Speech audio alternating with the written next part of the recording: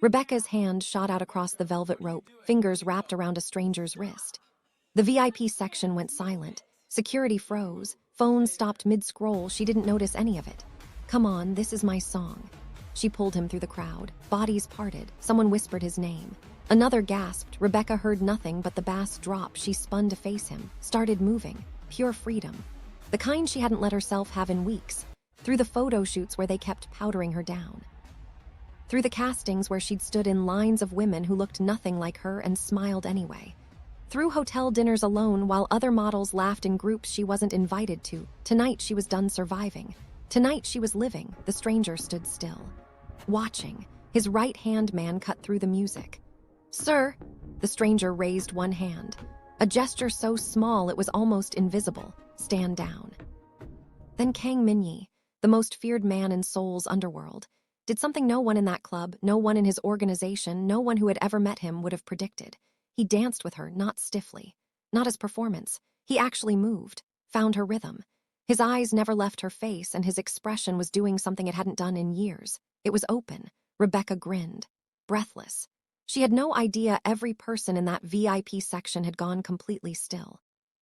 No idea 2 bodyguards had their hands inside their jackets right now. She just danced 3 minutes and 42 seconds. When the song ended, she touched his shoulder. Casual, easy. "Thanks for being a good sport." She walked away, his hand caught hers, gentle, like he was afraid she'd disappear.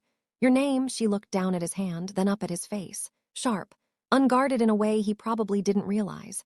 "That's not how this works." She slipped free, disappeared into the crowd.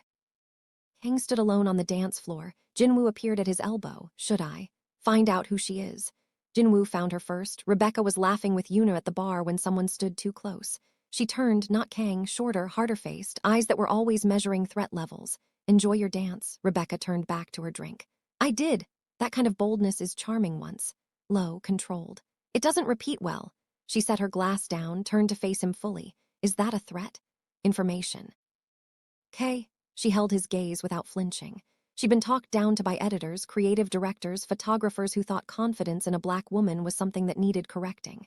This man's expensive suit wasn't going to accomplish what they hadn't. "Thanks for the information." She turned back to the bar. He stood there 2 more seconds. Left. Yuna grabbed her arm. "What was that?" "Nothing." "Rebecca." "Nothing, Yuna." But her hand was shaking around her glass. She set it down before Yuna could see. Yuna pulled her toward the exit. "Do you know who that was? The man you danced with?" "Someone who can actually move." "That was Kang Minyi." Name meant nothing. Rebecca shrugged. "Rebecca." Fingernails. "That was Kang Minyi." Something in her voice stripped the last of Rebecca's good mood. "Who is he?" Yuna looked around, checked who was listening. "Here, I didn't know I'd just pulled the most dangerous man in Seoul onto a dance floor. I didn't know that in 3 minutes I'd made him feel something he hadn't felt in years. I just knew I felt alive for the first time since landing in this city. That was always my problem. I chased the feeling. My grandmother warned me about that, said some feelings are doors. And once you open them, you can't close them again." Midnight. Rebecca called Atlanta. Her grandmother picked up on the second ring like she'd been waiting. "Baby girl." "Hey, Grandma." A pause. A kind that meant she was already reading between the lines. "What happened?" "Nothing. I just called to talk." "You only call this early when something happened. What was his name?" Rebecca laughed in spite of herself, fell back on the bed. "Don't even know his name."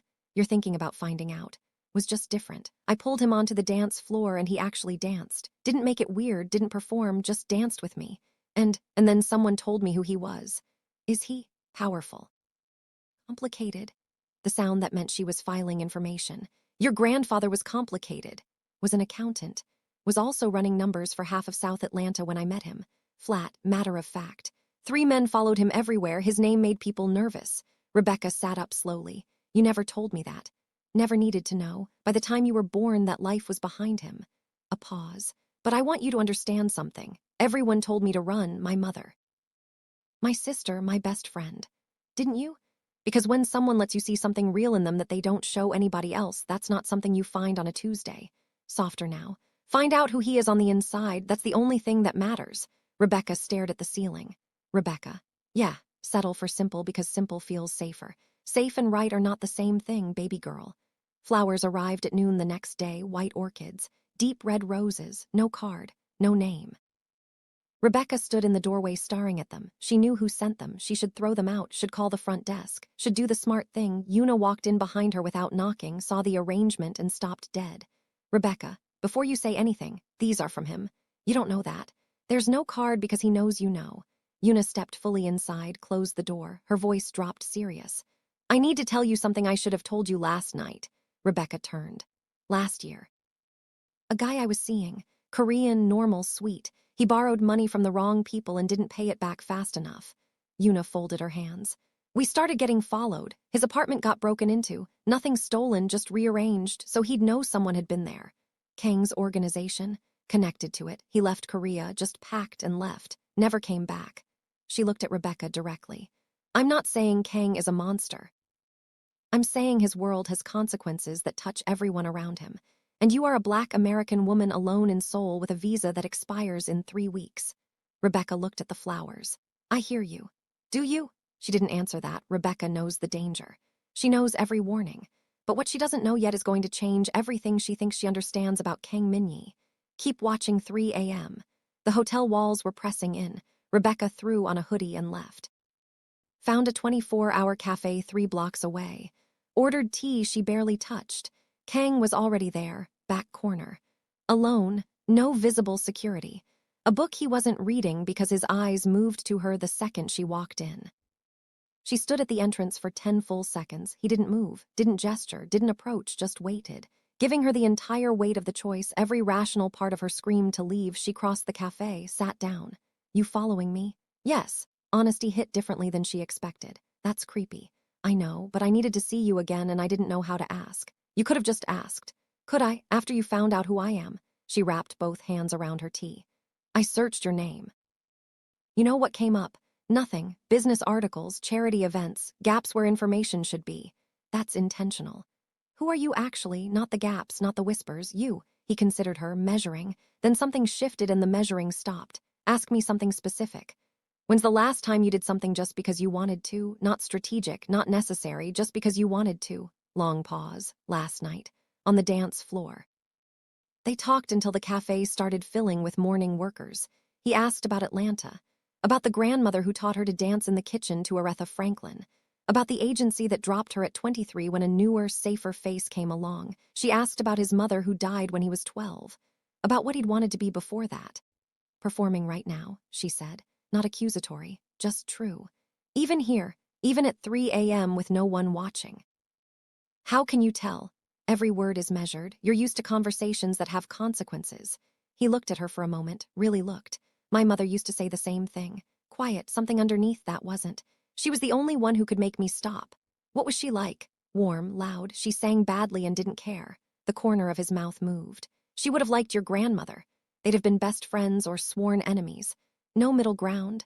Strong women never have middle ground. Something moved through his eyes. Not quite a smile. Heading there, outside, Seoul was gray and pre-dawn quiet. At her hotel entrance, Kang stopped. Can I see you again? She should say no. Tomorrow, somewhere public. That unguarded smile, the real one. Anywhere you want. Traditional tea house in Insadong. A narrow alley most tourists walked past without noticing. He was already there. He'd ordered based on what she'd mentioned, liking at the cafe, small detail. Large meaning, he poured tea with both hands. Ceremonial. Different from how he moved anywhere else. You grew up near here, 3 streets over. My mother used to bring me Sundays before everything changed. Me about before. He held the cup, studied it. Before felt like having choices. After felt like inheriting a war. My father died when I was 19. His associates came that same day, not for condolences, to see if I'd take control or collapse. What did you took control? Without choosing it. He looked at her. Choosing and inheriting look identical from the outside. That's not true though, is it? A question, he went still.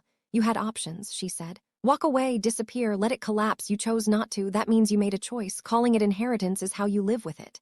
Silence that followed was long. Not what I expected. What did you expect? Someone easier to be around. Rebecca laughed, loud, unfiltered. He looked startled and then something in him released completely, all at once. Like a door opening. Never been easy. Ask anyone who knows me. I'd like to know you. You're going to have to earn that. How? Stop measuring every word. Just talk to me like I'm a person, not a situation. He was quiet, but different this time, like he was actually doing it, letting the calculation drop. I haven't talked to someone like this in longer than I can remember, he said. Without a reason. Rebecca smiled, stood, started toward the door. Keep up, Minyi. He followed. Something about him looked lighter. The street food market was crowded and bright, and she loved it immediately. She handed him tidi akbaki before he could object. Eat, with your hands. He ate it. She watched his face. Then the restaurant version. Because someone made it standing in the cold and they care about it. You can't fake that. She grabbed her own. I think about everything philosophically. Occupational hazard of spending your career being quiet while people discuss you like your furniture. Do you observe right now that you're more comfortable outside than inside, that you hold yourself differently without a roof, and that you check left every 40 seconds? She met his eyes. Your security is over there. He went very still. Left side is where Jinwoo stands. He's the one who cornered me at the bar the other night. A different kind of stillness. He approached you. Gave me information, his words. Kang's jaw tightened. I didn't tell him to do that. I know you didn't. Steady. Direct, but I need you to understand something. I've spent my entire career being managed by people who thought they knew what was best for me. I don't accept that from people I work with. I won't accept it from someone I'm starting to know. Speak to him. Don't need you to speak to him for me. I handled it. She looked at him.